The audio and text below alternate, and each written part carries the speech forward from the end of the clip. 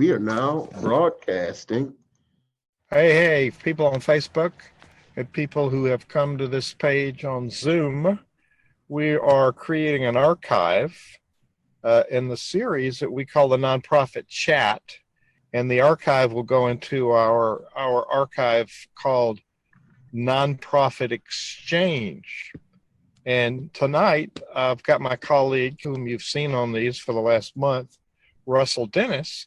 And we're going to do this one together, and it's common questions that we hear a lot. So the topic tonight is we're going to address the questions that we've heard a lot. And certainly if you have questions, you can go to the Facebook page and type in more, and we will continue to monitor this. Over the last few weeks when we've done these, we have a few people watching live, but we've found that there are thousands of people that look at it after the fact on YouTube, on Facebook Live, and on some of the other places. Russell and I both have been pasting on LinkedIn pages, and we find a lot of professionals go on the LinkedIn page.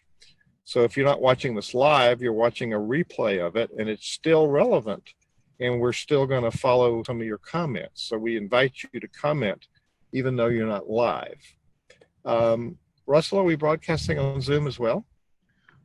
We are. Here we are. We are on Zoom, and I'm coming to you from Aurora, Colorado. Hugh's on the road, and we're ready at any time to delve into those 5 questions or those 7 questions that are commonly asked. Now, when we were sort of talking this through, there are many questions that nonprofit leaders have, and so we tried to cover the 7 most common, but if you have other questions, we've got an eye on the Facebook page, other than the ones that we've asked here, by all means, send them in. And this will be up and available for broadcast. So if you're watching the replay, by all means, just keep posting questions and making comments to the replay, so that we can address those questions on future broadcasts and keep that discussion open. This is a project of CenterVision Leadership Foundation, and Russell and I are both what we call wayfinders. A wayfinder is our reframing of what we normally call a consultant. And a wayfinder is more of a capacity building relationship partner than it is an authority person telling anybody what to do. We partner with nonprofit leaders to assist you in learning how to find the right answers for yourself, rather than showing up as an expert with all the right answers. And Russell has been a great companion in the series and brings lots of depth and experience to it. And we've had a long journey, both of us, working with charities of various types, and have certainly curriculum and ideas to share from the experiences we've had. So Russ, if you're ready to top in the questions, let's hit the first one. You want to read them, and then I think it's sort of like Point Counterpoint that Jeff McGee and I do in Nonprofit Performance Magazine. We take a topic and we both weigh in on it. So we didn't talk about the methodology, but if you like that one, let's have a go at it. All right. Well, then, our first question that we agreed upon was, if I have a great vision for my charity, why don't people donate? Let me go first, and you go first next time. I have a great vision, but I'm not very good at the language of expressing that vision. And I am in Florida today, and I'm on the road. I'm at CEO Space, which is a place where thought leaders come together who are building an enterprise. There's people building nonprofits here and people building businesses. And actually, Russell and I met several years ago at CEO Space out in Las Vegas. And what I hear a lot of, not only here, Russell, and I'm sure you hear it a lot of places, I hear people who tell me everything I don't need to know about what they're doing, and aren't very good at capturing my attention with a very concise vision statement. So the reason people aren't adopting is because we are not good at the language, the compressed, concise, essential language that's going to talk about what our vision is. So we don't really have that piece down. So that's my piece. We're not attracting them because we're not really good at the language of defining the vision. All right. Yes. Yeah, I was looking at an Australian publication, and there was a fellow by the name of Jim Weber that talked about getting your mission clear. So if your value, vision, and mission aren't clear to the people, or it's not clear what that value is that you're providing, they're not going to get it. So you have to be very transparent about it. And why you're doing the work that you're doing has to come through. Because if that why matches the why that people want to support you, you're in pretty good shape. And the author Simon Sinek had great material on that. He did a TED talk on that. And he wrote a book about why. And so, his TED talk was on how great leaders inspire action and create that clarity that people have. So when you're out there doing this nonprofit work, one thing that's kind of hard to grasp at times is that while it's something that I want to do, it may not be about me. It really has to be about those audiences that I'm serving. And with people that are donating, they've got different motivations. So it's important that why you're doing what you're doing kind of connects with why they want to support you.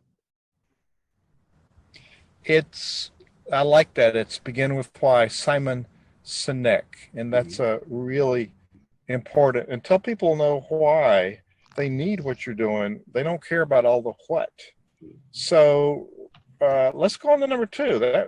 I think we covered that one really well, Russ. Yeah. Well, one of the other things that Jim Weber pointed out, and he was doing this based on Australia, but he kind of put nonprofits into 3 different buckets. Some were like localized or specialized, like schools and hospitals. Others are solution-based. In other words, they focus on outcomes. And then you have some that are service-based. And so with localized, specialized in Australia, you don't have too many of those. Solution-based, where people focus on specific outcomes and values and what people get, there are very few in Australia, maybe 1%. And I haven't had a chance to research those numbers for here. Service-based, there are tons of service-based organizations with mission statements that sound pretty close to the same, and not enough diversification in that, and people are bombarded with stuff that sounds the same, and you've got overlap and duplication, and that could create some problems too. You're so spot on, and we kind of blend into the woodwork, and nobody knows who we are. So what's the next question you got on your list there? Why don't you start after you read this one? Our second question is, how do I get my board of directors more actively engaged in fundraising? What I've found, Hugh, is that a lot of people, when they're starting a new cause, they'll go out and they get people they know, like, and trust to come in and come on board, and hey, we're kindred spirits. We want to see these problems go away. Why don't you come in with me? Let's start a nonprofit and go change the world. And it's good to have people who are kindred spirits with aligned values, but you really have to kind of assess, solid foundation, assess what it is that you need, what talents that you have, and what the expectations are that you're going to have for people that come in and serve. With board of directors, there's just all sorts of thought. It ranges, I've seen and talked to people, and it ranges from, we don't have anything at all to do with fundraising. We're here for governance and compliance. Fundraising is somebody else's problem, to, oh, that's the only thing that the board of directors does. And so reality is really somewhere in the middle. But you got to get agreement on what that expectation is and what it looks like. One of the problems that you have with board members who don't really engage in fundraising or may not be required to invest is that if you're talking to somebody who you're doing a capital campaign for, or you're involved in planned giving, we're talking about long-term and substantial amounts of money. And it's pretty tough to ask one of these folks for a large contribution if your board is not chipping in. Why would we invest in your company if you're not putting in your own money into it? It could be a question that comes up. So it's really just, you really have to figure out what the roles are for people. And just because they don't want to fundraise, you know, they may not be a fit for your board if that's a requirement.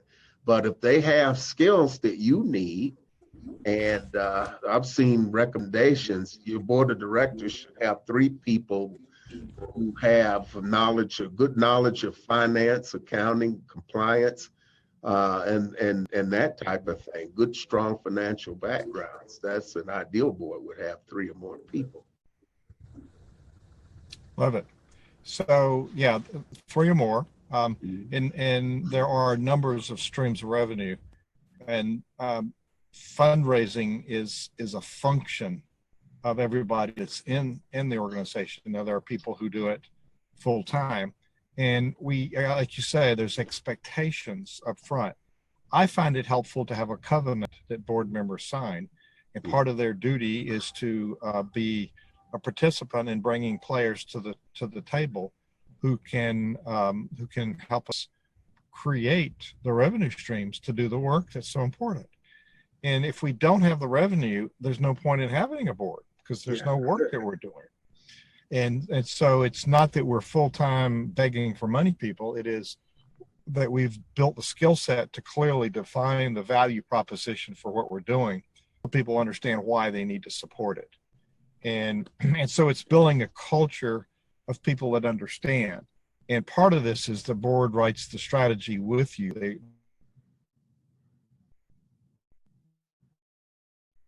Yes, well, with the board writing that strategy with you, a piece of that is really having a culture of fundraising. And a culture of fundraising is where everybody takes an active role in making sure that the organization has the resources that you need. It's a team effort, and the organizations that have the most success with raising funds have a culture of fundraising. And that's covered in masterful detail in a report that Compass Point Nonprofit Services did with the Haas Foundation back in 2014. And the data's about 4 years old. But what they found out in that study was that there was too heavy a reliance on the development professional, development director, grant writer, or whatever person they had in that role to actually go out and make money and to bring in money to the organization. In a lot of cases, they had varying degrees of influence with the board, varying degrees of influence with the executive director. And so that's a report that would be worth reading. And we will put that up in our notes for you to look at, that culture of fundraising, and to look at that study to see what sorts of things that it revealed. So really though, as far as the board of directors goes on that question, it's an individual matter based on your organizational goals, and these are things that you have agreement upon, or you look to have agreement upon when you're building that foundation to decide what roles each person is going to take and what those will look like. On the other side, if you do have an organization that requires that your board of directors participate. No phone connected.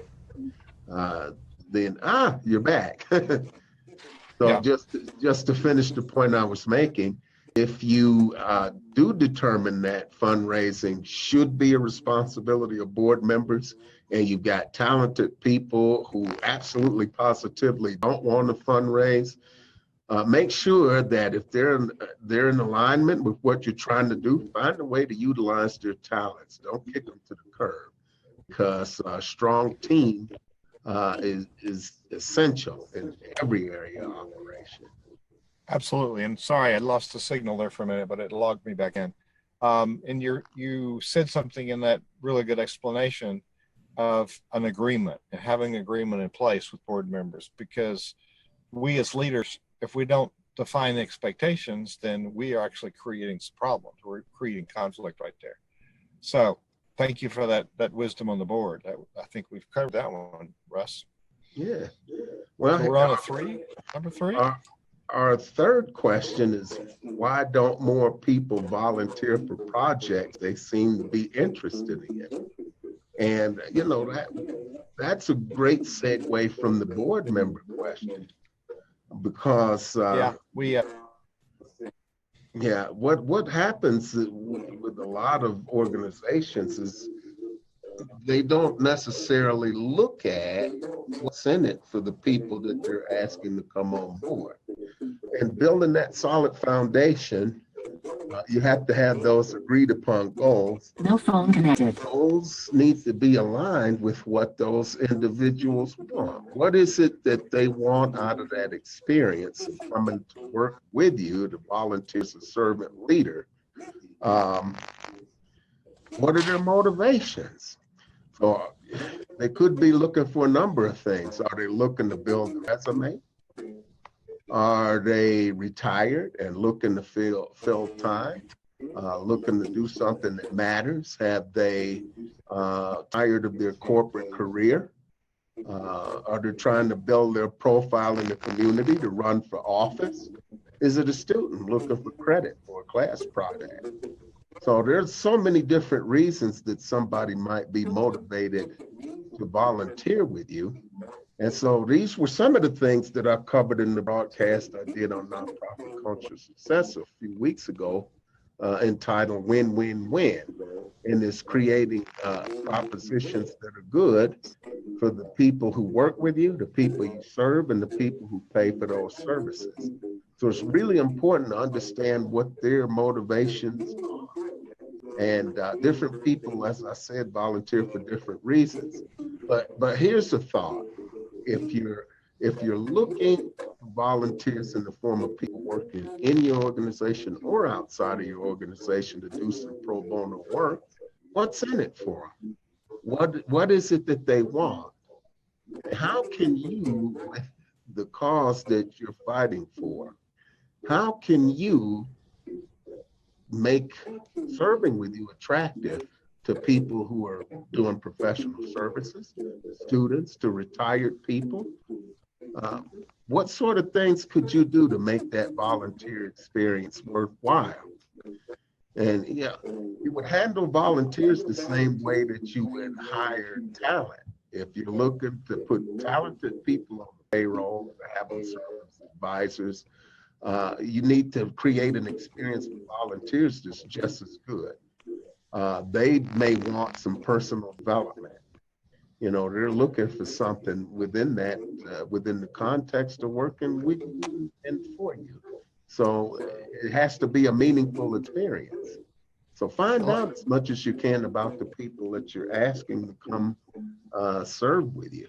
And that's really what it boils down to. So much of what we're talking about is relationships, and there are ways to do that. And we don't have time to discuss them all, but let us know if that's something that you're interested in, and finding ways to engage your volunteers or to engage anybody with your organization. And we'll talk about putting programs together to make sure that you have the tools to do that.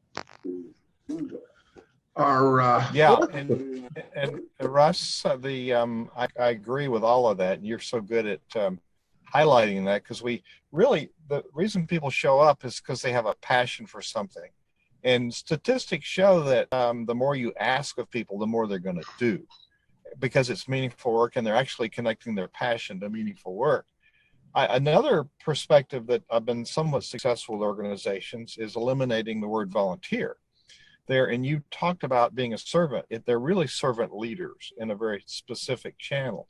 So part of it is okay, we don't have volunteers, and people are going to throw up their hands and say, "What are you crazy?" Well, yeah, that might be, but we're gonna build a team of servant leaders. They're community leaders in action. And it really reframes the whole commitment piece that I'm a leader, I can do something. And people don't always perceive themselves in a leadership position. So finding out what they want, it's a channel that they're in, and they have a certain level of authority in that leadership position. And you don't give away everything, but they have a certain area that they're responsible for.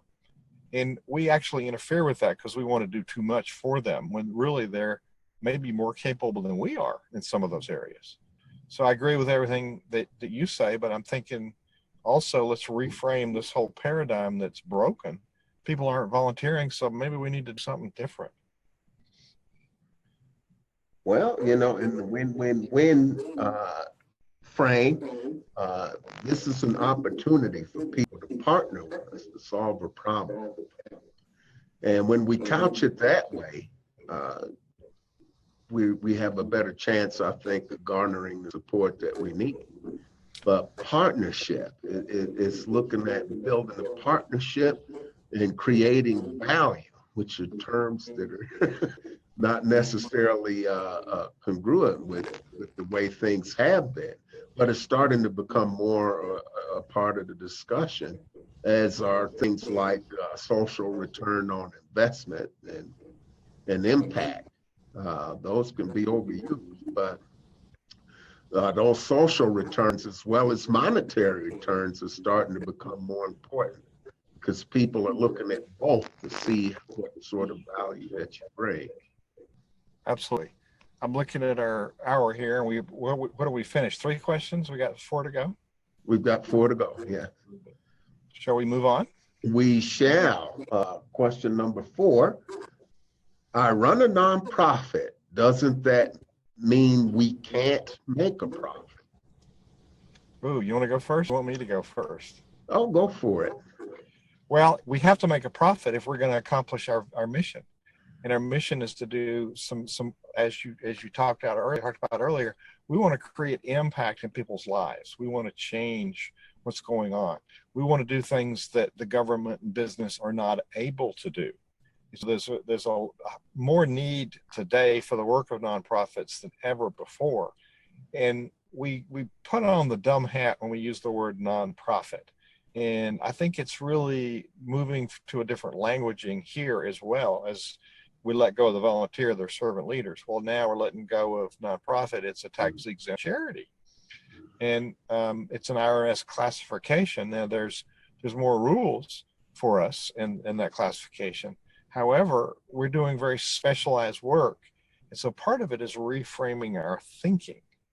And we must make a profit. The difference in a for-profit and a nonprofit is that people can donate to you and take a deduction because it's a philanthropic gift. It's also, we cannot distribute the profits to individuals. The assets of the organization must go for its specified work. The IRS approved Center Vision Leadership Foundation because we educate people and help them build their ability to run their charity like we're doing now, Russ. So our very specific niche is to help build capacity in boards and leadership for charities. And that's what we do. And we need to drive revenue to be able to have the website, to do the magazine, to have the technology to do what we're doing right now. And that's all based on having more money left over than when we started. And we call that profit. But profit also has other meanings besides money. We're not going to go there now, but profit means you have positive cash flow to do the things that you've been called to do. How's that? That's very good. That's very, very good. Here's the thing with and it's all a language thing, but here's the thing. Nonprofits have to operate at a surplus, which is just another word for profit. If you spend more money than you take in, at some point, you're going to cease to operate. It doesn't matter what your tax status is. You've got to keep the funds flowing. So there's a group called Altruism Partners, and they had 10 things that they look at, 10 ways that you can spot the best nonprofits out there. And there's a heavy emphasis on finance. Now, one of the things that's really odd about nonprofits versus for-profits is that it's highly recommended and you're viewed as being high performance and highly effective if you have 6 months of operating reserves just in case the funding dries up. Now, how many nonprofits have it? I don't, I don't know how many for-profit businesses have that. But the National Council of Nonprofits in their 2015 survey found that only 23% of the organizations they had 6 months of operating revenue on hand in the surplus that they could tap into. And 12% of the organizations had fewer than 30 days of operating funds on hand. So it's important to have that surplus if you can get it. Very important. So I don't know how many organizations have that kind of surplus, but money makes the whole thing move, like it or not. Well, it's sort of the gas that makes the car go, isn't it? That's it. No fuel. Yeah, we can't build a car. You'll be you don't go anywhere. All right, we're doing pretty good. We're halfway and we got 3 to go. Yeah. So question number 5 is, how can we keep a steady source of revenue coming in? Why don't you kick this one off? Why don't you start this? Yeah. Well, the thing that I was looking at yesterday talked about social return on investment.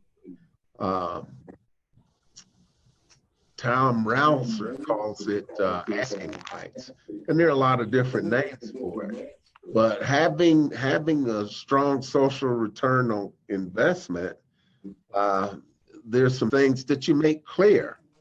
First, you make it clear who it is, who or what you change, what those changes actually are. You've got evidence that some changes have taken place. You measure your other major influence, and you talk about the percentage of the problem you're solving.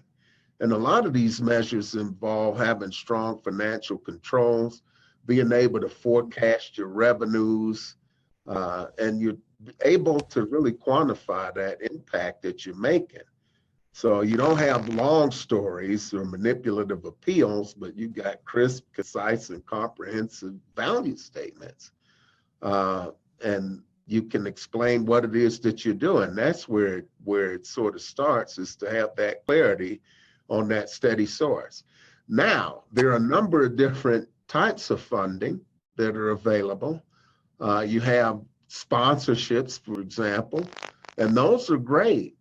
But a lot of nonprofits approach local businesses that are run by their friends or colleagues, asking for sponsorship dollars, maybe auction donations, could be a number of things, without necessarily asking or offering something of value.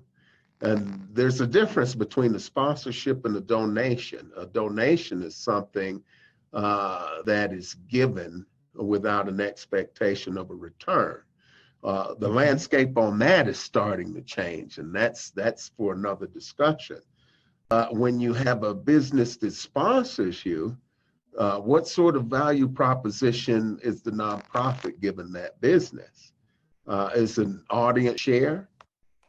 Maybe you can put the kind of people that they target for customers in front of them.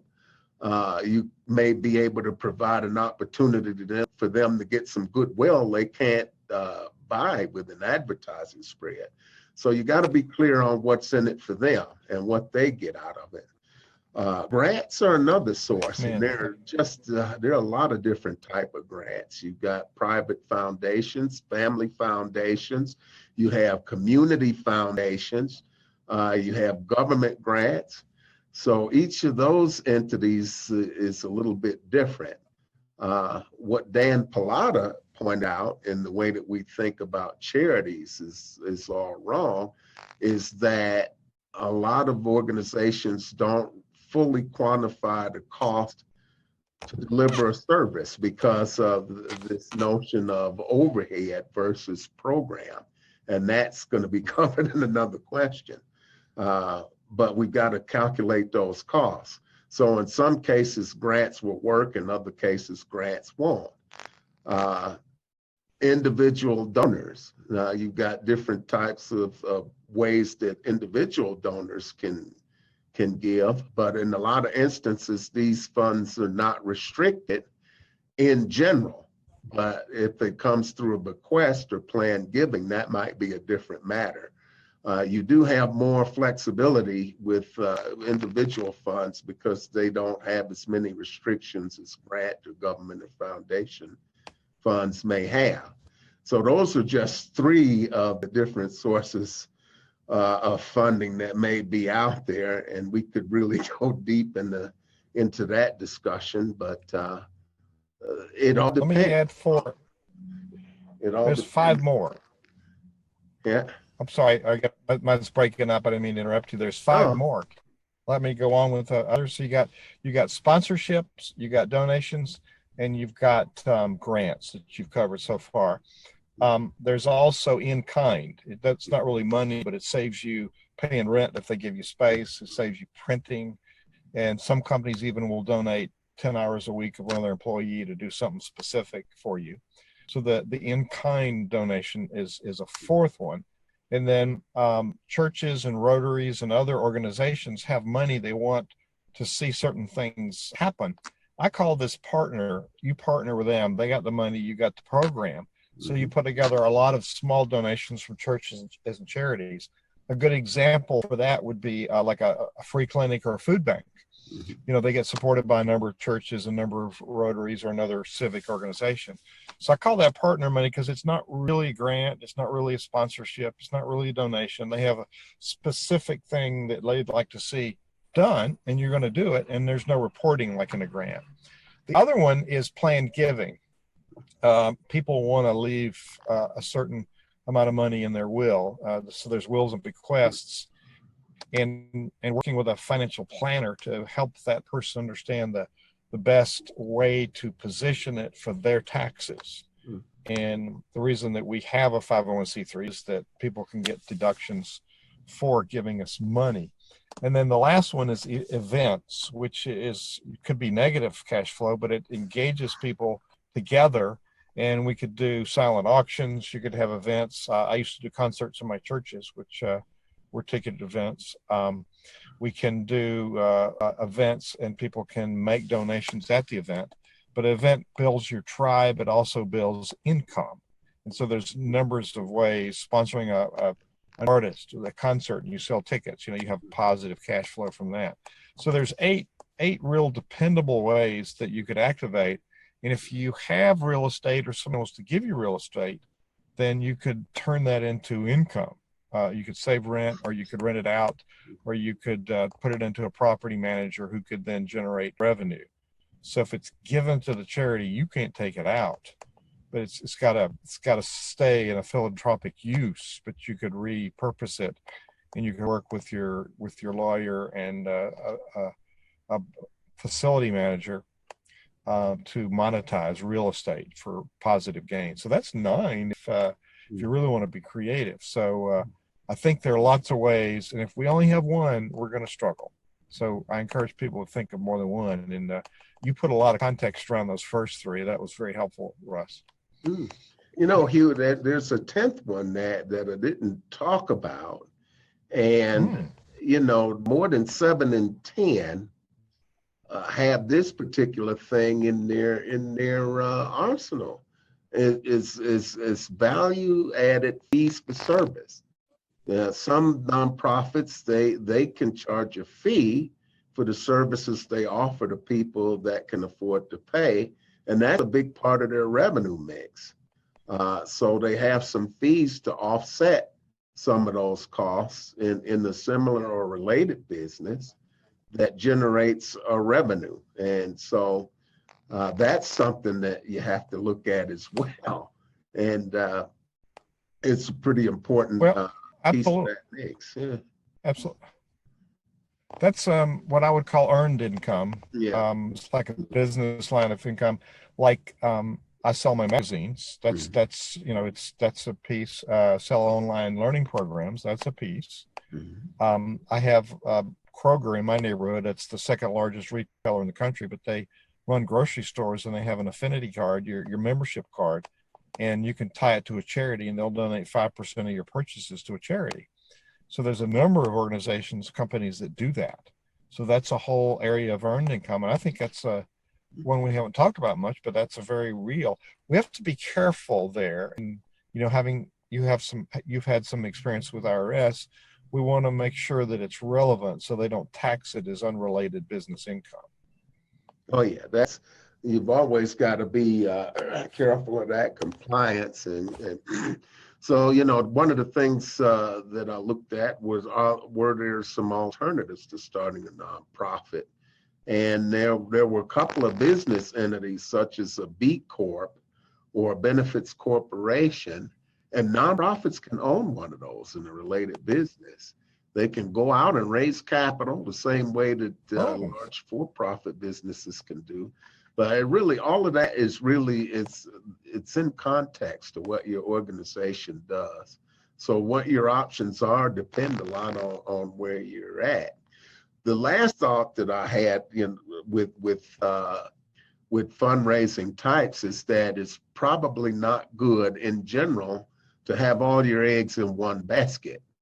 It may make sense, and certain types of fundraising are going to make more sense for some organizations than others.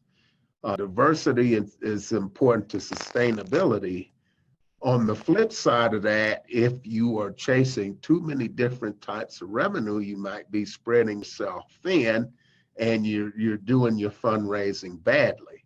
So there's a balance to be struck. What do you think about that, Hugh? Well, you're spot on, and that's another reason for board engagement.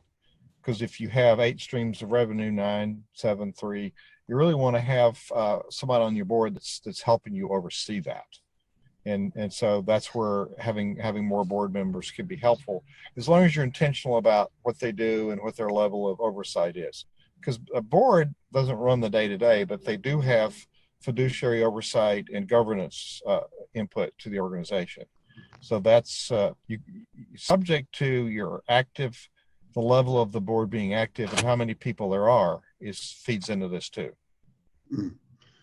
Well, yeah, if you have a point person on your board, it's really best if you can to have what they call a fundraising committee. And you've got a team that focuses on that. It should be something that if you had the right culture, everybody's got an eye out for. But if you got a committee that helps to spread the responsibility and to support everybody so that it's not 1, 2, or a few people in the organization, but everybody's thinking about how to sustain it, your chances are going to be a lot better of coming up with ways to do that. And it's not so burdensome that people shy away from it altogether, because you've got a shared sense of responsibility and a shared workload. And more hands makes the work lighter. Love it. Love it. We're doing good. We got just a couple of questions left and we're right on track. Yeah. Well, we're actually at question 7, Hugh. We are at question number 7. And that is, why are donors so interested in overhead, and how do I respond to them to let them know why we need to pay salaries to do effective marketing in order to grow? And that you've spoken about that video from Dan Pallotta. He addresses that square on. Do you agree with him? I agree wholeheartedly with him. He points out some things that are very important in this changing landscape. And it's unfair to nonprofits to view the old view that a lot of people have, that you're wasting money by going out and hiring the most talented people you can find, by using technology as a way to stay engaged with your audience, by doing all of the things that profit-making companies, they expect the people that work in corporations they hold stock in to go out and do the best marketing and get the best talent that they can get to grow their revenues. But their whole point of view shifts when they're looking at a nonprofit or not-for-profit. Somehow they think the calculus changes on getting the best people. You get the best people, you get the best results. And so it's important to use all of the tools that are available to you, because you're marketing, you're building relationships, you've got to show effectiveness, and that effectiveness is in the bottom line. And with nonprofits, you've got a dual bottom line. How much impact and change are you making in the lives of people and in the community? And are you doing that at a surplus? So it's really important to Very good. with that. And in your calculation for program costs, you have to factor in the cost of people and marketing the same way you would with a profit-making business.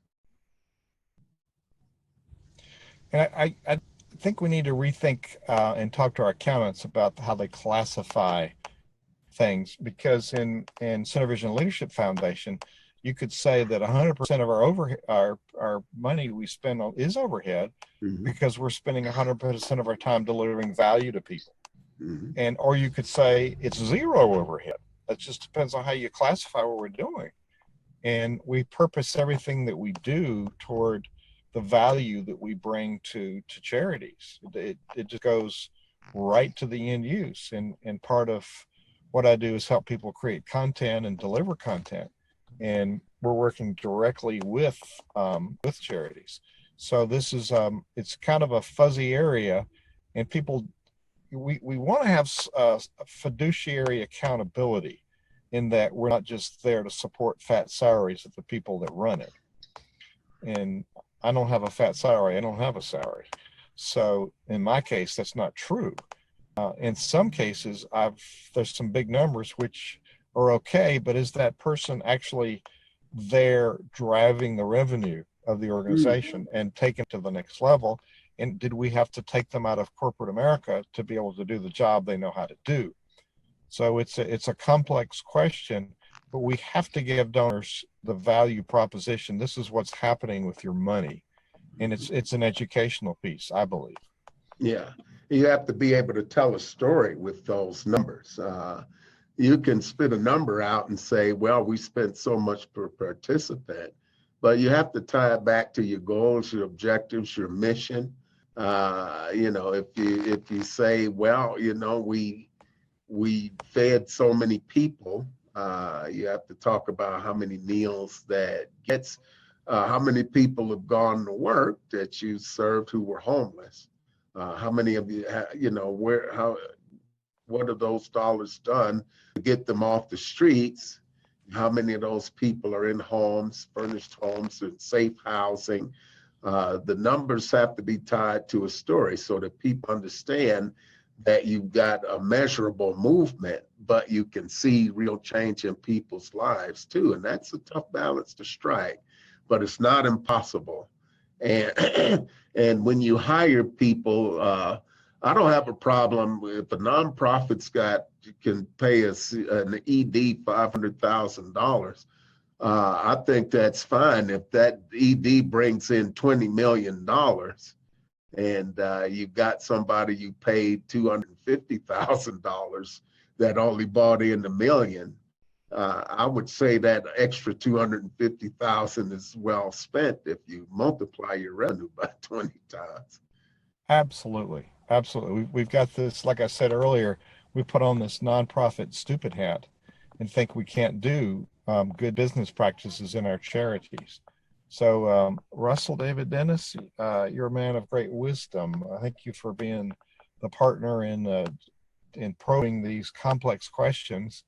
And this will be up on a variety of media. It will be on the podcast that we call the Nonprofit Exchange, which you can find for any kind of smartphone or tablet, the Nonprofit Exchange. And we have, Russell, we have about 10,000 listeners on my two podcasts. That one has been out there for a few years. And your previous session has several hundred downloads. So you've got some good messages and people are catching on to it. So thank you for being my partner in this one. Well, it's always a pleasure. And, we've got a lot of work to do. There are a lot of problems occurring out there. And it's an uphill climb for all of the social problems that we have. And nonprofits are here to lead the way.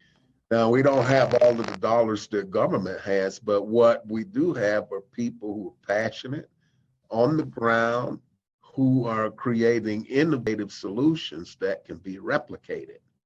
And that's where the value comes in.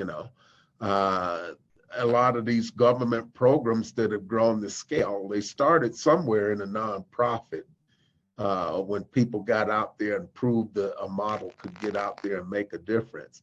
So we really have our work cut out in areas of education and delivering health care, keeping people healthy, dealing with homelessness and hunger and any multitude of problems out there.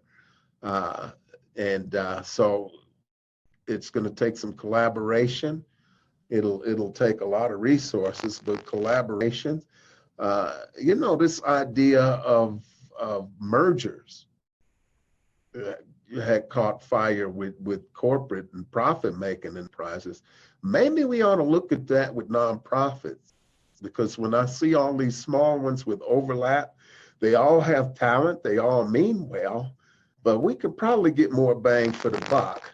And maybe that's something we should look at down the road. Collaboration is always in vogue, but I think from a nonprofit perspective, we might need to entertain that on a larger scale if we're going to make a dent in these multitude of problems that we're facing. Love it. Wise words, sir. So this will be up for a while. If you want to get on the list so we inform you what's going on, go to nonprofitchat.org, nonprofitchat.org, and you'll find a place to sign up for the mailing list. Russell, it's been great. Thank you for being on this Nonprofit Exchange tonight. Well, thank you, Hugh. And as always, I thank all of you nonprofit leaders that are out there every day on the front lines making a positive difference in the lives of other people. You're champions, you're heroes. We want to help you continue to be able to do that. And we'll be right here next week doing what we can to provide you useful and timely information and resources and tools to get there. Tuesdays at 7. Love it. Thank you, Russell. Good night. Good night, Hugh.